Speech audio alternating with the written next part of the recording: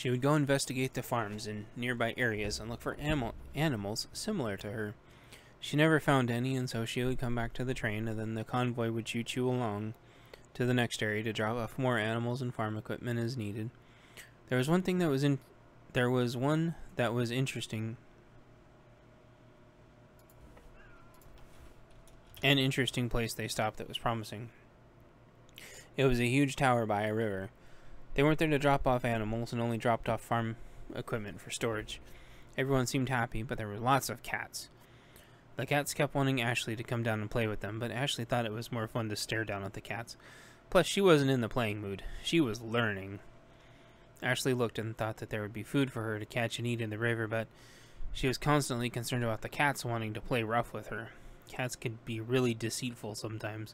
She remembered from the cats who kept the mice away on her farm in the valley.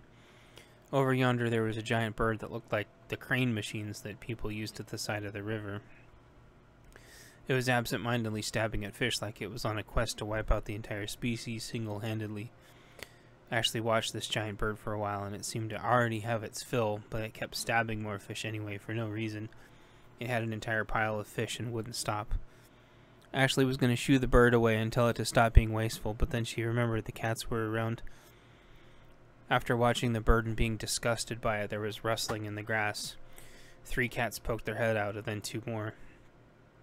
Ashley didn't say anything, and the cats proceeded to tackle and mercilessly kill the giant bird that had been prior killing the fish for no reason. The cats seemed to have an internal discussion for a few moments, and then one dutifully dragged the bird back to the human's tower. It was a comical sight, as the bird was 3 times the size of the cat, but oh well. Ashley thought that maybe enough of these birds got cold, there'd be more fish for people to harvest responsibly, ethically, and sustainably. Some kids heard the commotion and pointed at Ashley. When they ran up to go tell the adults about the strange red bird, Ashley was gone and back safely on the train. They also stopped by a place with a ton of Native Americans and dropped off some cows and picked up a bunch of clams and huge tanks of fuel that got set on the train with more heavy equipment. The fuel came from a giant building that made the fuel somehow. Everyone was really happy at this place. Ashley saw some wooden versions of herself and stopped to check them out and admire them. Some people had seen her, but nobody tried to grab her, what she thought was very polite. Ashley looked around, and there was the ocean to eat things from. She'd never seen the ocean before, only heard stories. Ashley imagined it had tons of tasty food for her to find. She was very hungry, and the beach was definitely neat, but had a funny smell she didn't like. Also, there was these flying gray and white birds that constantly thought everything was theirs. While foraging for a snack, Ashley caught something that looked tasty and tried to eat it. These birds came in and demanded that despite them not working for the morsel, that it was now theirs. Ashley had tried to explain to them that not everything was theirs, especially if they didn't work for it, but these birds would only increase in number around her and demand louder. Ashley grabbed the closest one when the opportunity arose, due to it overextending, and then pinned it by its neck under her foot. Ashley proceeded to ask it and its friends which part of ownership was confusing. The creature was roughly her size, but ultimately pathetic. It writhed and cried in pain, and there was no answer. None of them responded, only picked and snapped in her direction with anxiety. She continued, "Ownership must be earned through work." Ashley gripped the bird's neck harder, pressuring it towards the snapping point. A shriek and a gasp by the bird emphasized her point. "If you wish to take something by force," and she made a subtle twist, easing the pressure on the grief-stricken creature's neck, "you must make sure first that you are stronger." They stopped to listen, and they looked at each other, and then continued their snapping at her. Realizing she wasn't getting through to them, and was now surrounded and unlikely to escape, she snapped the creature's neck in a single motion, ending its suffering. Then she tossed the dead creature into the mob, and then grabbed a second one as it stood with its mouth gaping like an idiot, and then pinned it as she had done the last. The birds looked at Ashley with a new bird, and then looked at their comrade with their neck now going in the wrong direction. If there was any shock or disbelief going through their tiny brains, they didn't show it. The sea chickens, Ashley decided to refer to the trash birds as, immediately dove face first into their fallen cohort and began devouring.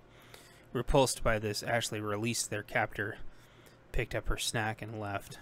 She'd never killed a fellow bird before, but she didn't feel sickened by this act. To her, these specific ones felt like soulless monsters. Also, in the back of her mind, she convinced herself it was self-defense. They had wanted to take her snack, and as territorial as they seemed to be, they could have swarmed her if she tried to fly away. She was very new at flying, after all, but they let her go. Maybe that was just the way of the universe. All in all, the human people seemed very nice, but she didn't see any animals like her, so she opted to move on. Due to her altercation with the brainless birds on the beach, the train almost left without her. Thankfully, Ashley was now able to flap her wings really hard and catch up with the train. And after they clicked and clacked for a while, eventually another stop. So Ashley jumped back out to adventure. This next place seemed to have a lot of bluebirds. She didn't like them at all. They literally stole every scrap of food that wasn't covered. She even saw them attacking other birds' nests with babies inside. It was impossible for Ashley to find a snack here. She decided she didn't want to be anywhere near these bluebirds and would kill these bluebirds if she got the chance. The telltale noise they made seemed to serve no purpose but to aggravate all the other animals and people. Ashley was unsure how such a bird was even allowed to continue existence. Within a few moments of the harassment, the smaller birds formed a posse and mobbed the larger bird until it left. Ashley didn't get hung up with this frustrating situation though, and quickly moved on. As she flew away, she decided it would be one of her goals in life to eradicate these birds from wherever she was without prejudice. You never preyed on the weak when there were so many other options available. Eventually the weak got sick of it and set the cycle straight. The train had parked for a bit, so Ashley decided to check out more areas nearby. Ashley met many other cool birds, though, along her travels to wherever she was going. There were these orange-tummied birds that sang pretty songs and sort of hung out all day. They liked to share, and while having darker orange like Ashley, they were much smaller. They loved to forage, but couldn't seem to find anything. Ashley got back to the train, and it was finally time to rest for the night. As she sat in the front with her friends, one of them brought her a proper supper.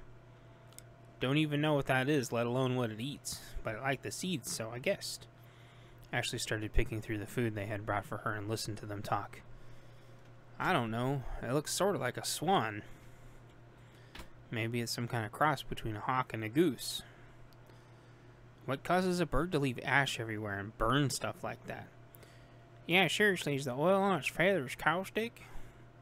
Ashley ignored their dumb questions. She was hungry. She knew she could eat protein if she had to, but had to learn to appreciate grain growing up with the other chickens. This was a tasty medley of all kinds of different grains and seeds, and it made Ashley quite happy. She ate as much as she could and then passed out.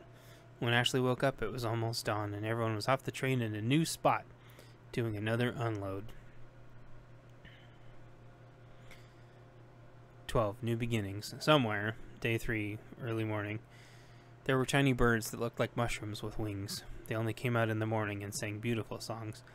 They ran their foraging operations like a military, and it was extremely impressive to watch.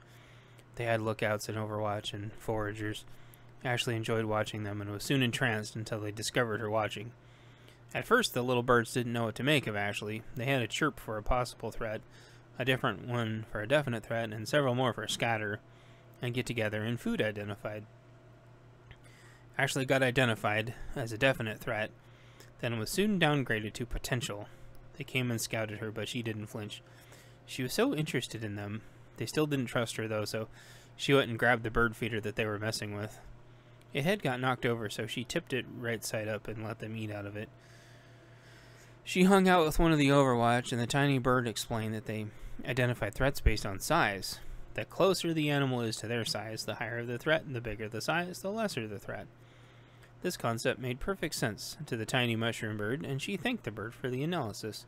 The little bird nuzzled well-mannerly in the space in front of her and then darted off because the team was moving.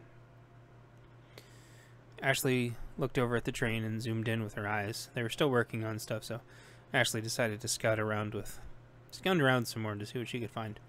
There were no berries, so she couldn't eat those. She saw another one of those orange-tummied birds again, this time having a lot more luck. Ashley was hungry, and she was a lot stronger than them. She could easily take the birds food these birds found, but she didn't want to. They had found the earth food fair and square. It had been raining so hard again overnight that there were tons of the earth squigglers everywhere.